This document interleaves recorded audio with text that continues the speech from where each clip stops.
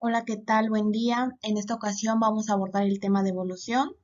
El equipo está conformado por Janine Sherlyn Lugo Cortés, Diana Paola Lugo Mayorga, Dayanara Leonardo Basilio, Jamie Leilani Ruiz Reyes y Jacqueline Pérez Benítez. Teoría de la selección natural. Esta teoría fue propuesta por Charles Darwin, que era un naturalista británico. La selección natural se refiere a los rasgos heredables que le ayudan a un organismo a sobrevivir y reproducirse. Se vuelven más comunes en una población a lo largo del tiempo. Pero, ¿cómo surge esta teoría? En el libro de Darwin, El origen de las especies, expone sus ideas acerca de estos temas.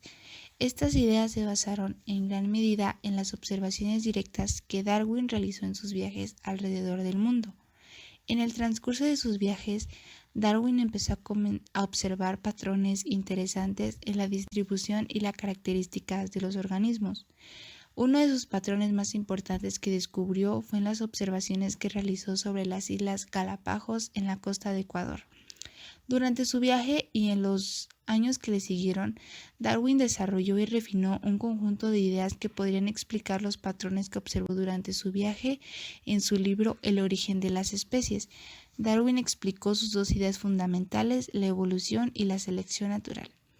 Basado en estas sencillas observaciones, Darwin concluyó lo siguiente: en una población, algunos individuos tendrán rasgos heredables que les ayudarán a sobrevivir y reproducirse.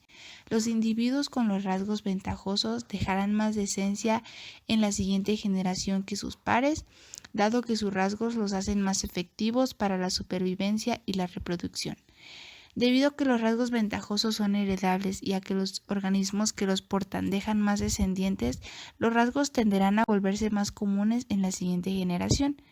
En el transcurso de varias generaciones, la población se adaptará a su entorno, ya que los individuos con rasgos ventajosos en este ambiente tendrán conscientemente un mayor éxito reproductivo que sus pares. Teoría del uso de los caracteres obtenidos. Jean-Baptiste Lamarck es considerado el creador de los primeros avances que van en contra de la teoría de la evolución actualmente aceptada, ya que fue el primero en tratar de explicar los mecanismos por los cuales el cambio de especies puede ocurrir.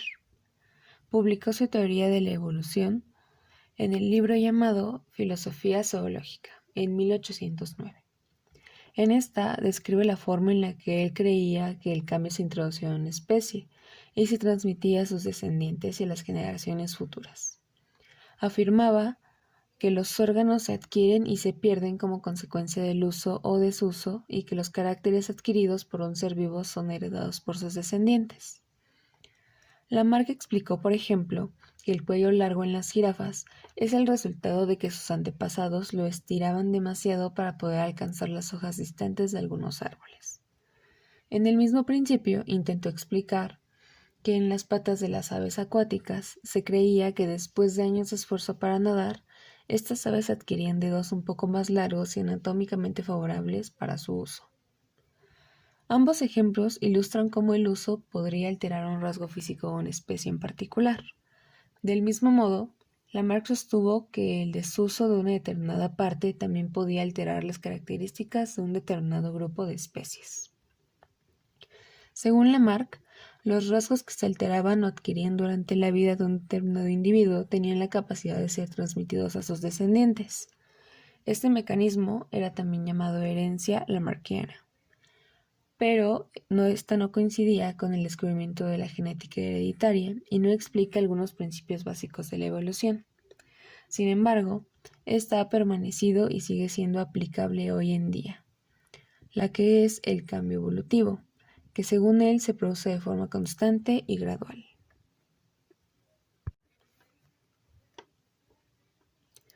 Teoría del uso de los caracteres obtenidos.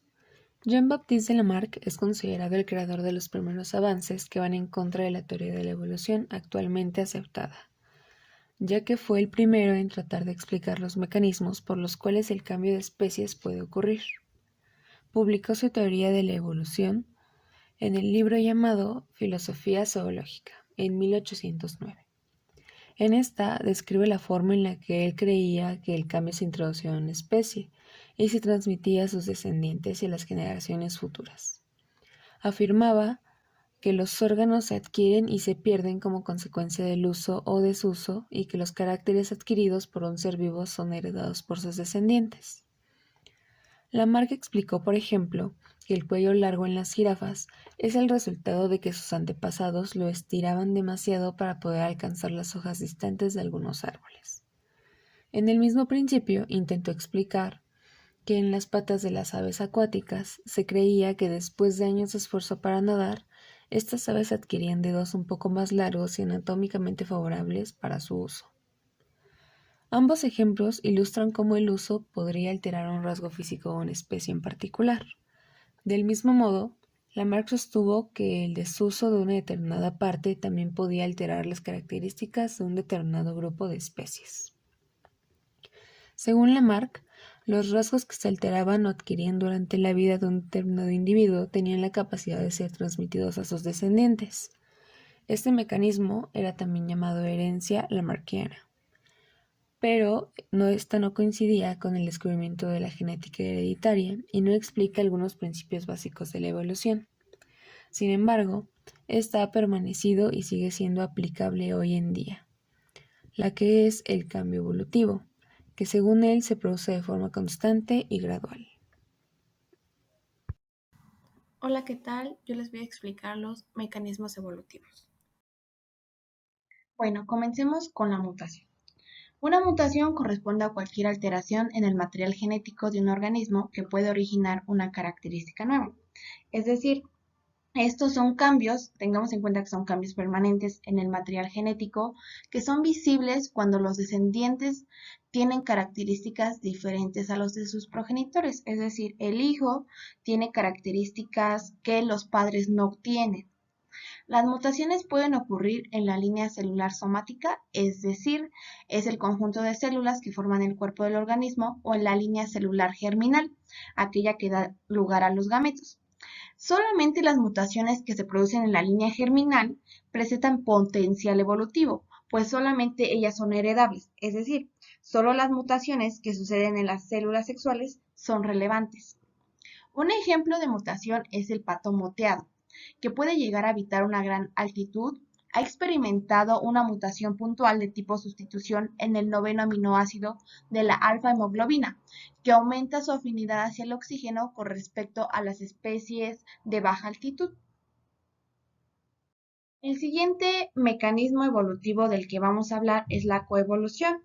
La coevolución es un cambio evolutivo recíproco que acontece en especies que interactúan. Es un proceso en el cual dos o más especies influyen mutuamente en su evolución. Por ejemplo, un cambio evolutivo en la forma de una planta podría afectar la forma de un herbívoro que vive de esta planta, la cual a su vez podría afectar a la evolución de la planta, la cual podría afectar la evolución del herbívoro y así sucesivamente.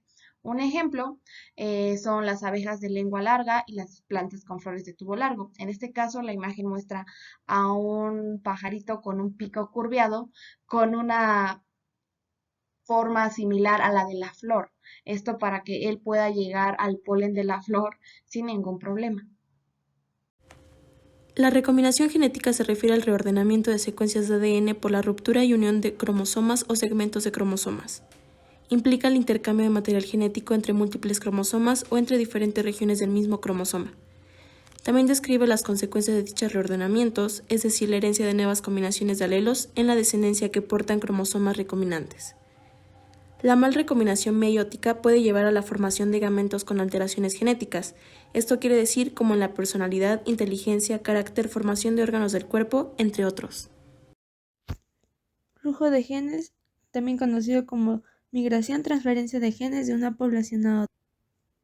Es cuando un individuo de una región en específica se cambia a otra y se reproduce con la de esta, y hace desplazamiento de genes de un lugar a otro. Esto genera cambios en la frecuencia de alelos y hace nuevas y más variantes genéticas en la población. Si unos genes son transportados de una población a otra donde estos genes no existían antes, el flujo genético puede ser una fuente muy importante de variabilidad genética. Flujo de genes, también conocido como Migración, transferencia de genes de una población a otra. Es cuando un individuo de una región en específica se cambia a otra y se reproduce con la de esta. Y hace desplazamiento de genes de un lugar a otro. Esto genera cambios en la frecuencia de alelos y hace nuevas y más variantes genéticas en la población. Si unos genes son transportados de una población a otra donde estos genes no existían antes, el flujo genético puede ser una fuente muy importante de variabilidad genética. Bueno, eso sería todo. Muchas gracias por la atención. Espero que hayan quedado claro todos los temas. Hasta luego.